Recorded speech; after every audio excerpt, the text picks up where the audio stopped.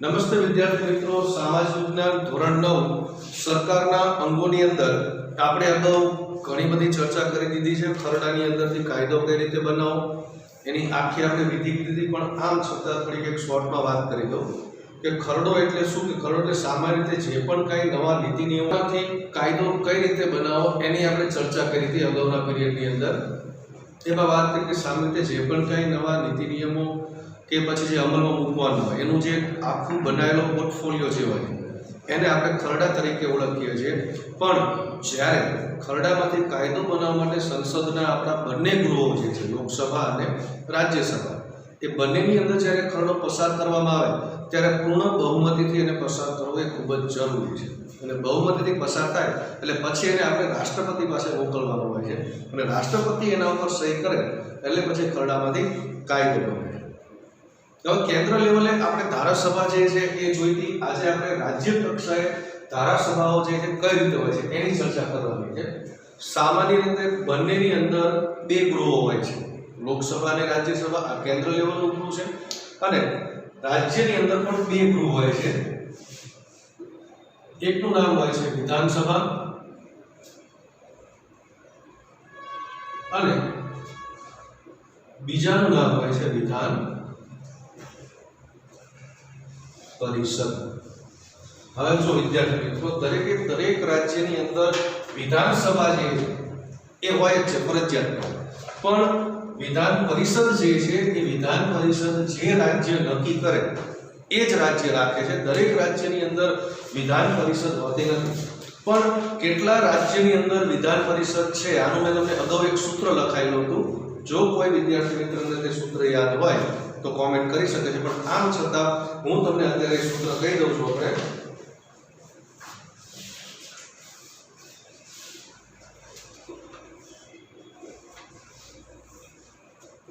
આંધ્રો બિહારી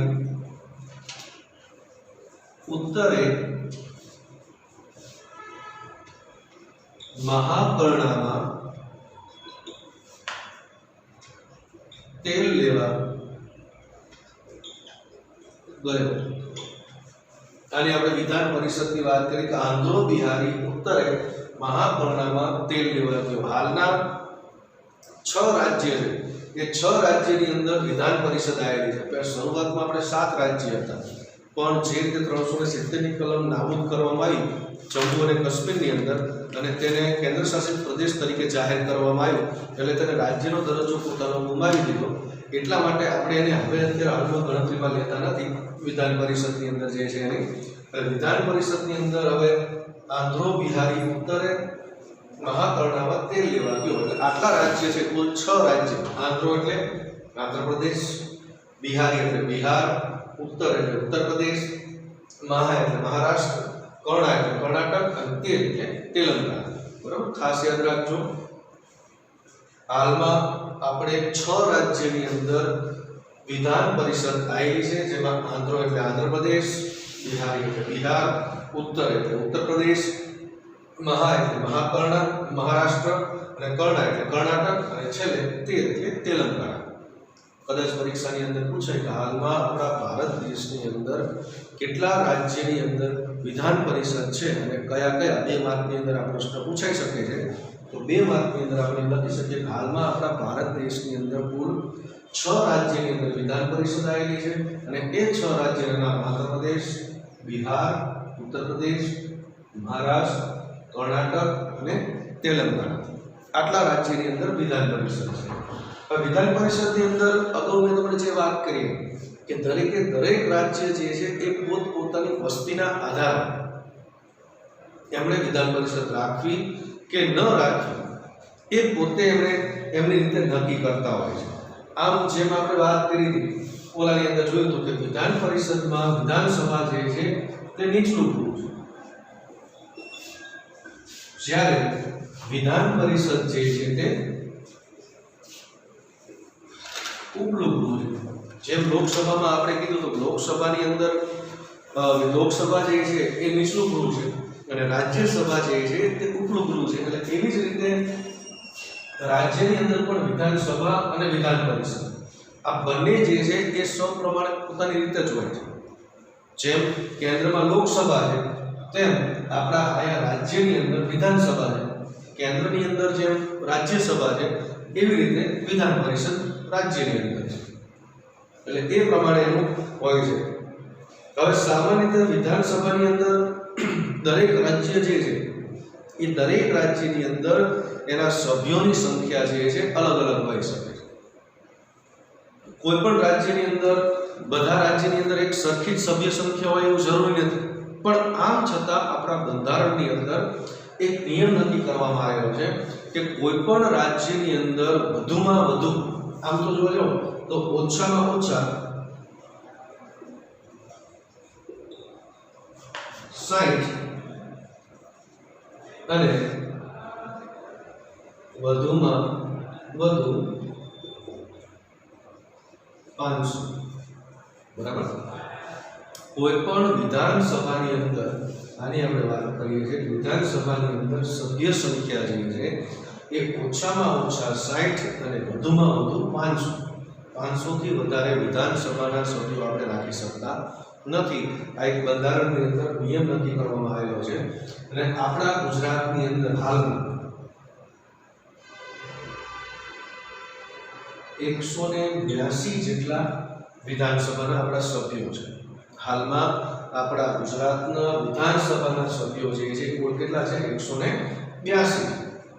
હવે તમારા માટે બીજો આજના બે પ્રશ્ન છે. હવે એ બે પ્રશ્નના જવાબ હવે પછીનો આપણો જ્યારે લેક્ચર આવે ત્યારે તમારે આપવાનો છે. પહેલો પ્રશ્ન તમારા માટે એ છે કે આપણા ગુજરાતના હાલના વિધાનસભાના અધ્યક્ષ, ખાસ યાદ રાખજો, લોકસભાના નથી કહેતો, વિધાનસભાના, આપણા ગુજરાતના કહો કે હાલના આપણા ગુજરાતના વિધાનસભાના અધ્યક્ષ જે છે એ કોણ છે, બરાબર. અને બીજું કે હાલમાં આપણી જે ગુજરાતની વિધાનસભા છે એ વિધાનસભાનું નામ શું છે? આ બે પ્રશ્ન. આપણી વિધાનસભાનું એક નામ શું છે અને હાલમાં વિધાનસભાના અધ્યક્ષ કોણ છે? આ બે પ્રશ્નોના જવાબ તમારે કાલે ગોતી લઈને આવવાના રહેશે. આ જીકેના બે પ્રશ્નો છે, તમારે ખાસ એક એનું ગોતી લઈને આવો જેથી કરીને તમને યાદ રહે. આગળ વધીએ. સભ્ય, વિધાનસભાનું સભ્ય બનવું હોય તો એની લાયકાત શું છે?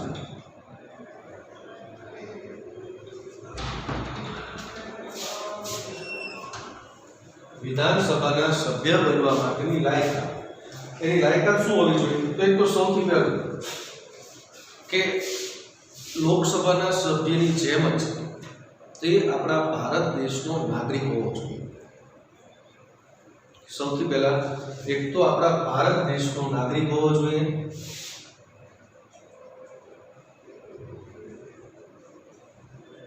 બીજું મહત્વની બાબત, 25 વર્ષથી વધારે ઉંમરનો હોવો જોઈએ. બરાબર, યાદ રાખજો, ભારતનો નાગરિક હોવો જોઈએ, 25 વર્ષથી વધારે ઉંમરનો હોવો જોઈએ. અને એ પછી બીજી એની લાયકાત એ છે કે કોઈ પણ પ્રકારે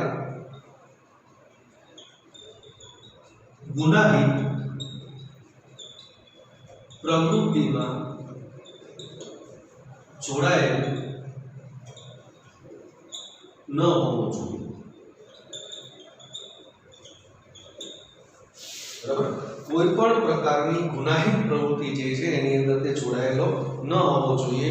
અને ત્યાર પછીની લાયકાત છે કે સરકારનો મુલાઝિમ ન હોવો જોઈએ.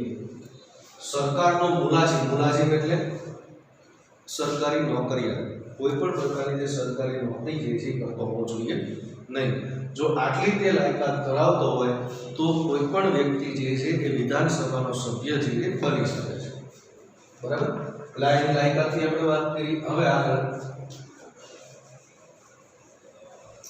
એના સમયગાળાની આપણે વાત કરીએ. વિધાનસભા અને વિધાન પરિષદ જે છે એનો સમયગાળો કેટલો હોય છે? લોકસભાની જેમ જ તે આપણે વિધાનસભા જે છે એ કાયમી ગૃહ નથી. જ્યારે વિધાન પરિષદ જે છે એ કાયમી વિધાનસભા જે છે એ કાયમી ગૃહ છે, જ્યારે વિધાનસભા જે છે એ કાયમી ગૃહ નથી અને વિધાન પરિષદ જે છે એ કાયમી ગૃહ છે, બરાબર. એટલે એના કારણે દર 5 વર્ષે ચૂંટણી કરવામાં આવે છે. વિધાનસભાની દર 5 વર્ષે ચૂંટણી કરવામાં આવે છે અને 5 વર્ષ દરમિયાન કોઈ પણ પક્ષનો નાગરિક અથવા કોઈ પણ અપક્ષનો વ્યક્તિ જે છે એ પોતે પોતાની લોકપ્રિયતા, પોતાની લોકચાહના એના આધારે ચૂંટાઈ આવી શકે છે. એટલે એ પોતાની રીતે એની ચૂંટાઈ શકે છે. અને આગળ બીજું કે વિધાનસભાની અંદર જે ચૂંટાયેલ પક્ષ આવે એ પક્ષના સભ્યો જે છે એની જેટલી બહુમતી હોય એ બહુમતીના આધારે સરકારની રચના કરવામાં આવે છે. અને વિધાનસભાની અંદર માની લો કે આપણી ગુજરાતની મેં તમને કીધું હતું કે 182 બેઠકો છે, તો 182 બેઠકોમાંથી બહુમતી મેળવવા માટે કેટલી બેઠકો જોઈએ છે? 51. બરાબર. આપણે ગુજરાતની અંદર જો સરકાર બનાવી હોય કોઈ પણ પાર્ટીએ તો એની વધારેમાં વધારે 91 બેઠકો જે છે તે આવી જોઈએ. જો 91 બેઠકોની અંદર તે ચૂંટાઈ આવે તો એ પક્ષ જે છે એ પોતાની સત્તા બનાવી શકે છે.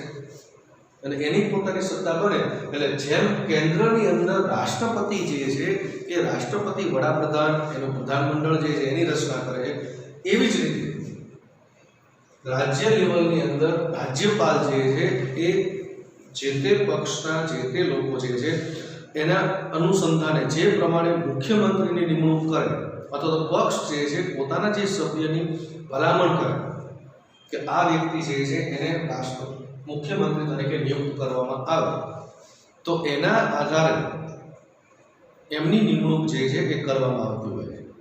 એક ત્રીજો પ્રશ્ન લગભગ તો બધાને આવડતો હશે, પણ આમ છતાં હાલમાં આપણા ગુજરાતના મુખ્યમંત્રી કોણ છે? 2 પ્રશ્ન મેં તમને પૂછ્યા હતા, અગાઉ પણ કીધું છે કે એક કે હાલમાં આપણી વિધાનસભા જે છે એ વિધાનસભાના સ્પીકર એટલે કે અધ્યક્ષ કોણ છે? બીજો પ્રશ્ન એ હતો કે આપણી વિધાનસભા જે છે એનું નામ શું છે? અને ત્રીજો પ્રશ્ન એ કહું છું હાલમાં આપણી જે ગુજરાત રાજ્યના મુખ્યમંત્રી સીએમ, જેને આપણે ચીફ મિનિસ્ટર તરીકે પણ ઓળખીએ છીએ, એમનું નામ શું છે? આ 3 પ્રશ્નોના જવાબ તમારે અગાઉનો પછી આપણો પીરિયડ આવશે ત્યારે આપવાના રહેશે. ઓકે.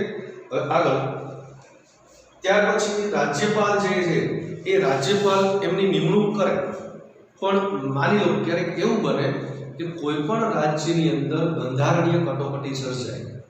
બંધારણીય કટોકટી એટલે શું?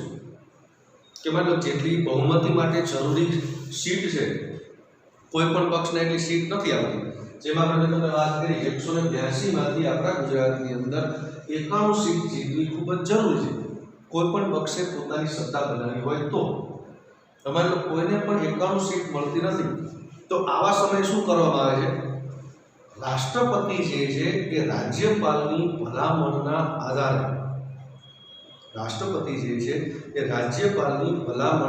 આધારે જે તે રાજ્યની અંદર રાષ્ટ્રપતિ શાસન જે છે એ જાહેર કરી શકે. બરાબર. ખાસ યાદ રાખજો કે રાજ્યપાલની ભલામણના આધારે રાષ્ટ્રપતિ જે છે એ જે તે રાજ્યની અંદર રાષ્ટ્રપતિ શાસન જાહેર કરી શકે છે અને રાજ્યપાલ જે છે એ રાષ્ટ્રપતિના દ્વારા રાષ્ટ્રપતિની ભલામણના આધારે તે એનું રાજ્ય ચલાવે છે. હવે ચોથો પ્રશ્ન આપણો એ આવે કે હાલમાં આપણા ગુજરાતના રાજ્યપાલ કોણ છે? હાલમાં આપણા ગુજરાતના રાજ્યપાલ કોણ છે એ તમારે જાણી લઈને આવવાનું રહેશે. અને ત્યાર પછી રાજ્યપાલ એનું શાસન ચલાવે છે અને વિધાનસભાની અંદર જેમ લોકસભાની અંદર મેં તમને વાત કરી હતી એ જ પ્રમાણે વિધાનસભાની અંદર પણ વિધાનસભાના જે સભ્યો છે એ પોતપોતાની રીતે પોતાના જે પણ કંઈ અધ્યક્ષ છે એની ચૂંટણી કરે છે. ત્યાર પછી આપણે આખી વાત કરી વિધાનસભાની, હવે વાત કરીએ વિધાન પરિષદની. વિધાન પરિષદના સભ્યની લાયકાત શું છે? એક તો સૌથી પહેલો તે ભારતનો નાગરિક હોવો જોઈએ. જો એક આ વસ્તુ કોમન રહેશે, કોઈ પણ ઓલામાં પૂછાય કે લોકસભાના સભ્યની લાયકાત, રાજ્યસભાના સભ્યની લાયકાત, વિધાનસભાના સભ્યની લાયકાત અને વિધાન પરિષદના સભ્યની લાયકાત.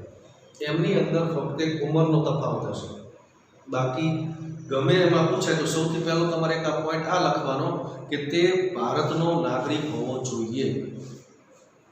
ભારતનો એક નાગરિક હોવો જોઈએ. અને બીજું કે વિધાનસભાની અંદર આપણે ઉંમર કેટલી કીધી હતી? 25 વર્ષથી વધારે. તો વિધાન પરિષદની અંદર એની ઉંમર જે છે એ 30 વર્ષથી વધારે હોવી જોઈએ. જે તે વ્યક્તિ જે વિધાન પરિષદનો સભ્ય બનવા માંગતો હોય એની ઉંમર 30 વર્ષથી વધારે હોવી જોઈએ. અને બીજું આની ચૂંટણી કઈ રીતે થાય છે? જો વિધાન પરિષદની અંદર ચૂંટણી જે છે એ દરેક વ્યક્તિની અંદર મત નથી આપી શકતી. જેમ આપણે રાજ્યપાલની અંદર જોયું કે રાજ્યસભાની અંદર જોયું કે રાજ્યસભાના સભ્યની અંદર આપણે પ્રત્યક્ષ મત નથી આપતા પણ પરોક્ષ રીતે મત આપીએ છીએ. એટલા માટે કે આપણા ચૂંટાયેલા સભ્ય એને મત આપે છે વિધાનસભાની. તો વિધાન પરિષદની અંદર પણ એમ છે. વિધાનસભામાં દરેક વ્યક્તિ મત આપી શકે છે કે જે 18 વર્ષથી વધારે ઉંમરનો વ્યક્તિ હોય અને તે કોઈ પણ રીતે માનસિક રીતે અસ્થિર ન હોય એવો વ્યક્તિ છે જે મત આપી શકે. હવે વિધાન પરિષદના સભ્ય થવા માટેની લાયકાતની વાત કરી તો એ પછી એનું મતદાન જે છે કઈ રીતે કરવામાં આવે છે, એની ચૂંટણી કઈ રીતે થાય છે? તો મોટા ભાગે એવા વ્યક્તિઓ કે સ્થાનિક સ્વરાજ્યની સંસ્થાઓ, નોંધાયેલા સ્નાતકો, માધ્યમિક અને ઉચ્ચતર માધ્યમિકના શિક્ષકોનું બનેલું જે મતદાન મંડળ છે એ એને મત આપે છે. બરાબર? વાત કરીએ આપણે સ્થાનિક સ્વરાજ્યની સંસ્થાઓ. સ્થાનિક સ્વરાજ્યની સંસ્થાઓ એટલે શું? કોને કહેવામાં આવે છે સ્થાનિક સ્વરાજ્યની સંસ્થાઓ? આપણું ત્રિસ્તરીય માળખું છે સ્થાનિક સ્વરાજ્યનું, જેમાં ગ્રામ પંચાયત, તાલુકા પંચાયત અને જિલ્લા પંચાયત.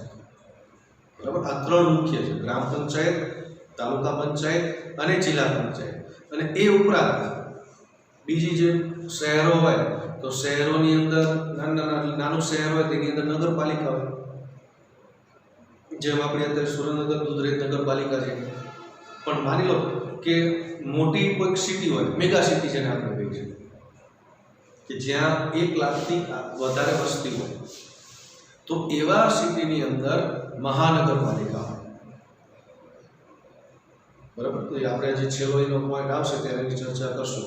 તો એના બધા સભ્યો છે એ સભ્યો માધ્યમિક અને ઉચ્ચતર માધ્યમિકના શિક્ષકોનું બનેલું મતદાન મંડળ અને જે સ્નાતકો છે, સ્નાતકો એટલે ગ્રેજ્યુએટ થયેલા, 12મા ધોરણ પછી 3 વર્ષ કોલેજ કરવાની આવે અને એમનું બનેલું મતદાન મંડળ જે છે એના દ્વારા ચૂંટણી કરવામાં આવે અને એ મત આપે અને પછી વિધાન પરિષદનો સભ્ય જે છે એ ચૂંટાઈ આવે છે. હવે અગાઉ મેં તમને કીધું એમ કે વિધાનસભા જે છે એ કાયમી ગૃહ છે, બિનકાયમી ગૃહ છે. એની દર 5 વર્ષે ચૂંટણી કરવામાં આવે. તો એવી જ રીતે વિધાન પરિષદ જે છે એની ચૂંટણી દર 6 વર્ષે કરવામાં આવે, પણ એના બધા જ સભ્યો એક સાથે રિટાયર થતા નથી. એના જેટલા સભ્યો રિટાયર થાય એટલા જ સભ્યોની 2/3 દર 2 વર્ષે 2/3 જેટલા સભ્યો નિવૃત્ત થાય છે અને એટલા જ સભ્ય જે છે એની પાછી ચૂંટણી કરવામાં આવે છે. અને જેમ આપણે અગાઉ વાત કરીએ કે બધા રાજ્યની અંદર વિધાન પરિષદ નથી, ફક્ત 6 રાજ્યની અંદર જ વિધાન પરિષદ છે અને વિધાન પરિષદ જે તે રાજ્ય નક્કી કરે એના આધારે જ એની વિધાન પરિષદ જે છે રાખવામાં આવે છે. કેન્દ્રની જેમ જ સામાન્ય જે 3 ખરડા હતા એ 3 ખરડા પણ માં સૌથી પહેલો જે નાણાકીય ખરડો છે, નાણાકીય ખરડો કોઈ પણ ગૃહની અંદર પસાર કરી શકાતો નથી. ફક્ત ને ફક્ત સૌથી પહેલા વિધાનસભાની અંદર જ તેને પસાર કરવામાં આવે, ત્યાર પછી વિધાન પરિષદની અંદર પસાર કરવામાં આવે અને બંધારણીય સુધારાને લગતા ખરડા કે પછી સામાન્ય ખરડા જે છે એ વિધાન પરિષદ અથવા તો વિધાનસભા કોઈ પણ ગૃહની અંદર પસારને કરી શકાય છે. અને સૌથી પહેલા એની જે પણ કંઈ ખરડો, નાણાકીય ખરડો જે છે એ પસાર કરતા પહેલા રાજ્યપાલની મંજૂરી લેવી એ ખૂબ જ જરૂરી છે. રાજ્યપાલ મંજૂરી આપે પછી એને વિધાનસભા કે વિધાન પરિષદની અંદર પસાર કરી શકાય છે. અને ત્યાર પછી જેમ કેન્દ્રની અંદર રાષ્ટ્રપતિ સહી કરે અને ખરડો કાયદો બને, એવી જ રીતે રાજ્યની અંદર રાજ્યપાલ જે છે એ સહી કરે એટલે ખરડો જે છે કાયદો બને છે. અને નાણાકીય ખરડો હંમેશા પસાર કરતા પહેલા રાજ્યપાલની મંજૂરી લેવી ખૂબ જ જરૂરી છે. અને નાણાકીય ખરડો જે છે એ નાણામંત્રી પસાર કરે છે. એટલે આખી આપણે વાત કરીએ હવે વિધાનસભા અને વિધાન પરિષદની. ત્યાર પછીની હવે વાત કરીએ કારોબાર, રાજ્યની કારોબારી. રાજ્યની કારોબારીની અંદર કોણ હોય છે? જેમ કેન્દ્રની અંદર આપણે જોયું હતું રાષ્ટ્રપતિ, ઉપરાષ્ટ્રપતિ, પ્રધાનમંત્રી અને એનું મંત્રીમંડળ. મંત્રીમંડળમાં પણ રાજકીય મંત્રીમંડળ અને વહીવટી મંડળ. એવી જ રીતે કારોબારીની અંદર રાજ્યમાં સૌથી પહેલા રાજ્યપાલ આવે, ત્યાર પછી બીજા નંબર ઉપર આવે મુખ્યમંત્રી, ત્યાર પછી ત્રીજા નંબર ઉપર આવે પ્રધાનમંડળ, અને એની અંદર પાછા બે પ્રકાર, એક રાજકીય અને બીજું વહીવટી. આ બે પ્રકાર એના આવે છે પ્રધાનમંડળની અંદર, એક રાજકીય અને એક વહીવટી. રાજકીય અને વહીવટી એટલે શું? રાજકીય એટલે કે જે પણ પક્ષના ચૂંટાયેલા સભ્યો, લોકો દ્વારા જે ચૂંટવામાં આવેલા સભ્યો છે તે રાજકીય છે. અને વહીવટી એટલે સરકારી નોકરી કે જેની અંદર નોકરી કરે છે. સરકારનું સૌથી મહત્વનું, પ્રભાવશાળી અને કાર્યશીલ જો કોઈ અને લોકોની સમક્ષ રહેતું જો કોઈ અંગ હોય તો એ કારોબારી છે. લોકોના પ્રત્યક્ષ સંપર્કની અંદર કારોબારી જે છે એ આવતો હોય છે, કારણ કે એમના કાર્યો દ્વારા જ હવે પછીની જ્યારે ચૂંટણી થાય ત્યારે સરકાર એ પક્ષની બનશે કે નહીં બને તે એના આધારે જ નક્કી થતું હોય છે.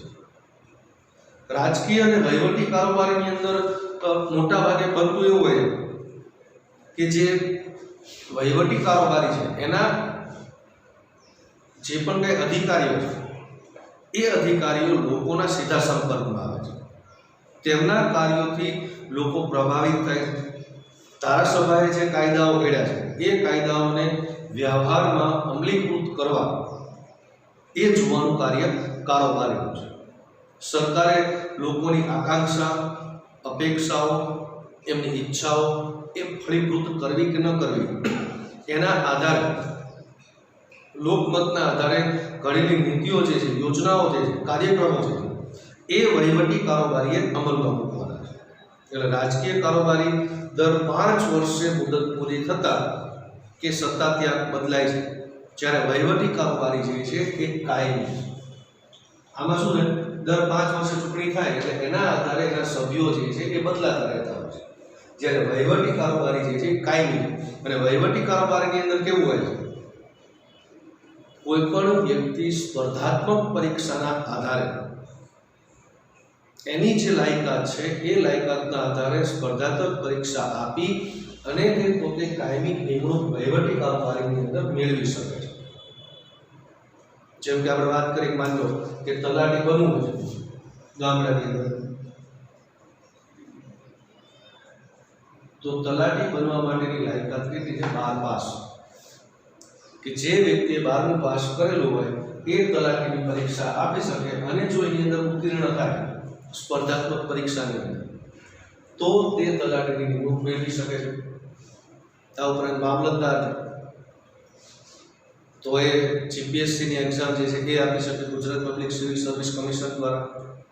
બીજા પણ એના ઘણા બધા અલગ અલગ ખાતાઓ છે, એના આધારે એની લાયકાતના આધારે તે પોતાની પરીક્ષા આપી અને પોતાની નિમણૂક મેળવી શકે અને વહીવટી કારોબારીની અંદર આવી શકે છે. જ્યારે રાજકીય કારોબારીની અંદર એવું હોય છે કે કોઈ પણ વ્યક્તિ પોતાની જે લોકપ્રિયતા છે, લોકચાહના છે, એ લોકચાહનાના આધારે જે તે પક્ષની ટિકિટ લઈ અને ચૂંટણી તે લડી શકે છે અને એની અંદર તે પોતે ચૂંટાઈ શકે છે. એટલે આ પ્રમાણે રાજકીય કારોબારી અને વહીવટી કારોબારી જે છે એની નિમણૂક કરવામાં આવે છે. હવે આગળ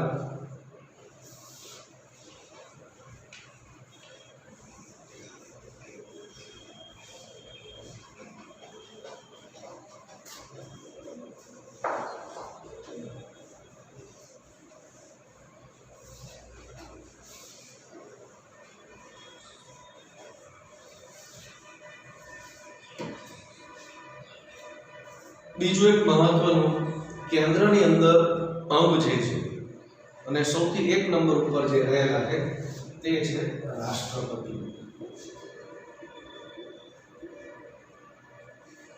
તમારા માટે પાંચમો પ્રશ્ન છે, હાલમાં આપણા ભારતના રાષ્ટ્રપતિ કોણ છે? હાલમાં આપણા ભારતના રાષ્ટ્રપતિ કોણ છે એ તમારે જાણી લઈ આવવાનું રહેશે. રાષ્ટ્રપતિ જે છે એ બંધારણીય વડા, આપણા ભારત દેશના પ્રથમ નાગરિક જે છે એ રાષ્ટ્રપતિ છે અને પ્રથમ મહિલા જે છે એ રાષ્ટ્રપતિના પત્ની છે. આપણો સામાન્ય નામ જો આપણે અત્યારે શું કહે ભારતના નાગરિક, પણ ભારતના નાગરિકની અંદર પણ આપણો 25મો નંબર આવે છે.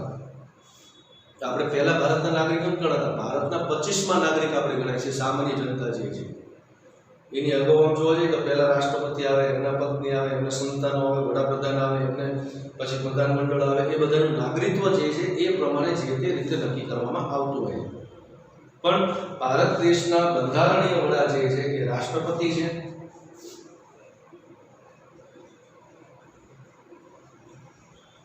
બંધારણની રક્ષા કરવાની જવાબદારી જે છે એ પણ રાષ્ટ્રપતિ પર છે. સરકારની જે બધી કારોબારી જે છે એ બધી જ કારોબારીની સત્તા જે છે એ બંધારણ દ્વારા રાષ્ટ્રપતિને આપવામાં આવે છે. પણ રાષ્ટ્રપતિની સત્તાઓ જે છે એ એનું પ્રધાનમંડળ અને પ્રધાનમંત્રી જે છે એ ભોગવે છે. મોટાભાગના જે પણ કંઈ વહીવટ થાય એ તમામ પ્રકારનો વહીવટ જે છે એ રાષ્ટ્રપતિના હસ્તક જ કરવામાં આવે. હવે રાષ્ટ્રપતિ બનવા માટેની લાયકાત શું છે?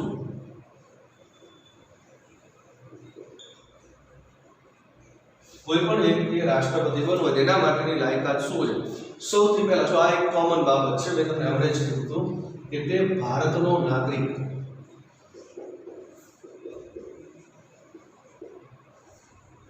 સૌથી પહેલા એક તો તે ભારતનો નાગરિક હોવો જોઈએ, 35 વર્ષથી વધારે ઉંમર હોવી જોઈએ. 35 વર્ષથી વધારે ઉંમર હોવી જોઈએ. બીજું,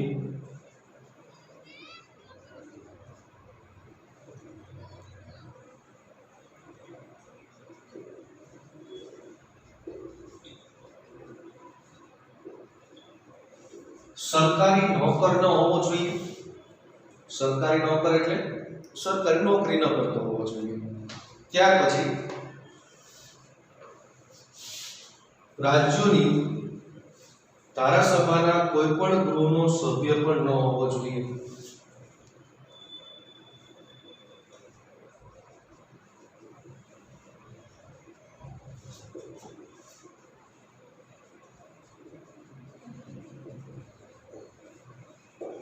ધારાસભા એટલે છે આપણે કીધી વિધાનસભા અને વિધાન પરિષદ, એનો કોઈ પણ એક સભ્ય જે છે હોવો જોઈએ નહીં. પણ એ સભ્ય થઈ શકે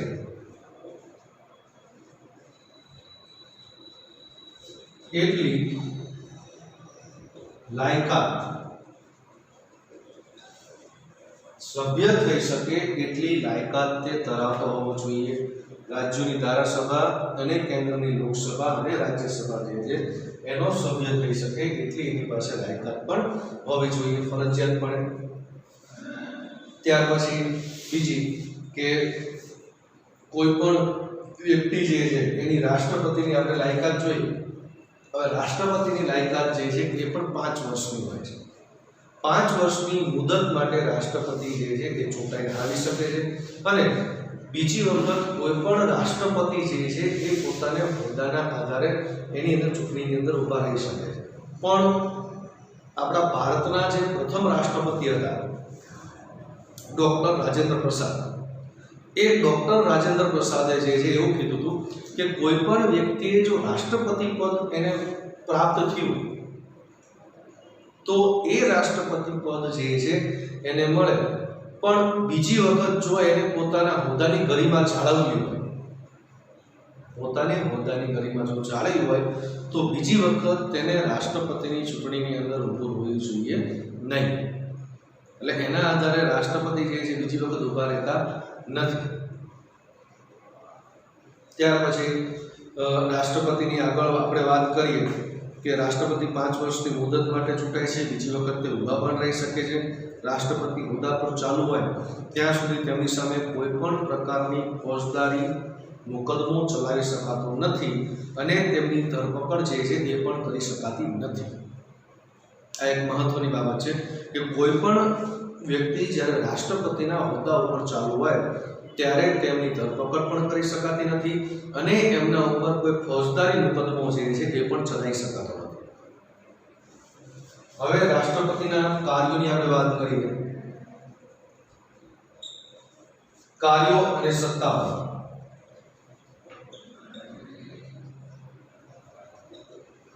રાષ્ટ્રપતિનું કાર્ય શું છે અને એમની સત્તાઓ શું છે? આમ જોવા જાઓ તો રાષ્ટ્રપતિને વિશાળ સત્તાઓ જે છે એ આપવામાં આવી છે, કારણ કે ભારત દેશના પ્રથમ નાગરિક જે છે એ રાષ્ટ્રપતિ છે. તમામ પ્રકારનો જે પણ કાંઈ પ્રધાનમંત્રી અને પ્રધાનમંડળ જે છે એ પોતાનો જે વહીવટ ચલાવે છે, પ્રધાનમંત્રી અને પ્રધાનમંડળ, એ તમામ પ્રકારનો વહીવટ રાષ્ટ્રપતિના નામથી ચાલે છે. રાષ્ટ્રપતિ જે છે એ પ્રધાનમંત્રીની નિમણૂક પણ કરે છે. પ્રધાનમંત્રી દ્વારા જે સજેસ્ટ કરવામાં આવે એના સભ્યોને, એ સભ્યોને તે મંત્રીમંડળની અંદર પણ નિમણૂક કરે છે. આ ઉપરાંત પ્રધાનમંત્રીને પ્રધાન પદનું શપથ જે છે એ પણ રાષ્ટ્રપતિ જ લેવડાવે છે. જ્યાં સુધી લોકસભાનો ટેકો હોય ત્યાં સુધી રાષ્ટ્રપતિ પ્રધાનમંડળને બરતરફ કરી શકતા નથી. બીજું કે આપણી જે 3 સંરક્ષણ પાંખો છે, જે આપણા 3 સંરક્ષણ દળ એટલે કયા? હવાઈ દળ, ભૂમિદળ અને જલ દળ. બરાબર? જલ, સ્થળ અને હવા, આ ત્રણેય સંરક્ષણ દળોના વડા જે છે એ રાષ્ટ્રપતિ છે. બીજું કે રાષ્ટ્રપતિ જે છે એ કોઈ પણ દેશ સામે યુદ્ધ કરવાની અથવા તો યુદ્ધને મોકૂફ રાખવાની સત્તા રાષ્ટ્રપતિ પાસે છે. જો રાષ્ટ્રપતિ ઈચ્છે કે કોઈ પણ દેશ સાથે યુદ્ધ કરવું છે તો એ રાષ્ટ્રપતિના આદેશના આધારે સંરક્ષણ દળો જે છે એ યુદ્ધ છેડી શકે છે. યુદ્ધ વિશે એક સંધિ કરવાની હોય તો એ પણ સત્તા રાષ્ટ્રપતિ પાસે છે. આ ઉપરાંત રાજ્યના રાજ્યપાલોની નિમણૂક કરવી, સર્વોચ્ચ અદાલતના વરિષ્ઠ ન્યાયમૂર્તિઓની નિમણૂક કરવી, એટર્ની જનરલ, ચૂંટણી પંચના મુખ્ય ચૂંટણી અધિકારીઓ, જાહેર સેવા આયોગના અધ્યક્ષો અને સભ્યોની વિવિધ હોદ્દાઓ ધરાવતા અલગ અલગ દેશોના આપણા જે રાજદૂતો જે છે રાજદૂતોની નિમણૂક કરવી, આ બધી જ જવાબદારી રાષ્ટ્રપતિની. આ ઉપરાંત કારોબારી વહીવટી વિશે વિશાળ અને અધિકૃત સત્તાઓ પણ રાષ્ટ્રપતિ ધરાવે છે. ગુનેગારને માફી આપવાની, ફોજદારી ગુનાની સજાની મુદત ઘટાડવાની અને તેને અમલ મોકૂફ રાખવાની અથવા તો સત્તા સ્વરૂપે કે પ્રમાણ બદલવાની સત્તા પણ રાષ્ટ્રપતિને છે.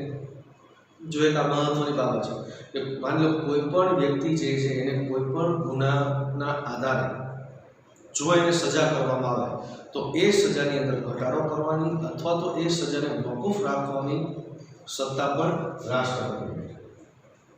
કોઈ વ્યક્તિને ફાંસીની સજા થઈ જાય તો એ ફાંસીની સજાને માફ કરવાની સત્તા પણ આપણા રાષ્ટ્રપતિની છે. અને બીજી મહત્વની બાબત જણાવી દઉં કે આપણા ભારતના જે પ્રથમ રાષ્ટ્રપતિ હતા, પ્રથમ મહિલા રાષ્ટ્રપતિ જે હતા શ્રીમતી પ્રતિભા દેવીસિંહ પાટીલ, એમને સૌથી વધારે ફાંસીની સજા માફ કરેલી છે. સ્ત્રી હતા એટલે કદાચ લાગણીશીલ છે એટલે એના કારણે સૌથી વધારે ફાંસીની સજા જે છે એ શ્રીમતી પ્રતિભા દેવીસિંહ પાટીલ છે, આપણા ભારતના પ્રથમ મહિલા રાષ્ટ્રપતિ હતા, એમણે એની માફ કરેલી છે. આ ઉપરાંત બીજી શું સત્તા છે એમની? સંસદના બંને ગૃહોની બેઠકો બોલાવી, બેઠકોને મુલતવી રાખવી, લોકસભાને બરખાસ્ત કરવી, આ બધી સત્તા જે છે એ રાષ્ટ્રપતિ ધરાવે છે. યુદ્ધ, બાહ્ય આક્રમણ, સશસ્ત્ર આંતરિક બળવાથી ભારત કે ભારતના કોઈ ભાગની સલામતી સામે જો ભય ઊભો થાય તો તેઓ કટોકટીની સ્થિતિ જાહેર કરી શકે છે. કટોકટી જાહેર કરવાના નિર્ણયને અદાલતમાં ક્યારેય પણ પડકારી શકાતો નથી. રાજ્યના રાજ્યપાલના અહેવાલના આધારે તેઓ રાજ્યની અંદર બંધારણીય કટોકટી જે છે એ પણ જાહેર કરી શકે છે. રાજ્યના પ્રધાનમંત્રીને બરતરફ કરીને રાજ્યમાં રાષ્ટ્રપતિનું શાસન જે છે એ પણ સ્થાપી શકે અને રાજ્યનો વહીવટ પોતાના હસ્તક પણ લઈ શકે. દેશમાં આર્થિક સંકટ હોય, નાણાકીય કટોકટી હોય તો આવા સમયે જો એમને જરૂરી જણાય તો સરકારી કર્મચારીઓના પગાર જે છે એને પણ તેઓ ઘટાડી શકે છે. આટલી સત્તા એમની પાસે છે. પગાર ભથ્થાની અંદર ઘટાડો પણ કરી શકે છે. એટલે રાષ્ટ્રપતિ ટૂંકમાં ઘણી બધી વિશાળ સત્તાઓ જે છે એ ધરાવે છે. વહીવટી વડા હોવા છતાં સંસદીય લોકશાહીની પ્રણાલિકા અનુસાર રાષ્ટ્રપતિ પ્રધાનમંડળની સલાહ લેવા અને તે અનુસાર વર્તવા બંધાયેલા છે. આ એક મહત્વનો પોઈન્ટ છે કે કોઈ પણ વ્યક્તિ કોઈ પણ રાષ્ટ્રપતિ જે છે એ રાષ્ટ્રપતિ પ્રધાનમંડળની અનુમતિ વગર કોઈ પણ કાર્ય કરી શકતા નથી. આમ જોવા જાવ ને તો રાષ્ટ્રપતિની તમામ સત્તાઓ જે છે એ પ્રધાનમંડળ અને પ્રધાનમંત્રી ભોગવે છે. એટલે એક રીતે આપણે રાષ્ટ્રપતિ જે છે શોભાના ગાંઠિયા જેવા છે. ફક્ત અને ફક્ત એમના નામથી કાર્ય ચાલે છે, પણ એ કામ જે છે કોણ કરે છે? પ્રધાનમંત્રી અને એનું પ્રધાનમંડળ. એટલે આ આપણે આજે ચર્ચા કરી. રાજ્યના જે ધારાગૃહો હતા એમાં વિધાનસભા અને વિધાન પરિષદની, ત્યાર પછી આપણે રાષ્ટ્રપતિ વિશે પણ ચર્ચા કરી. હવે પછી જ્યારે મળશું ત્યારે અગાઉ પ્રકરણની આપણે પછી ચર્ચા કરીશું. અહીંયા આપણે આટલું રાખીએ છીએ. અસ્તુ.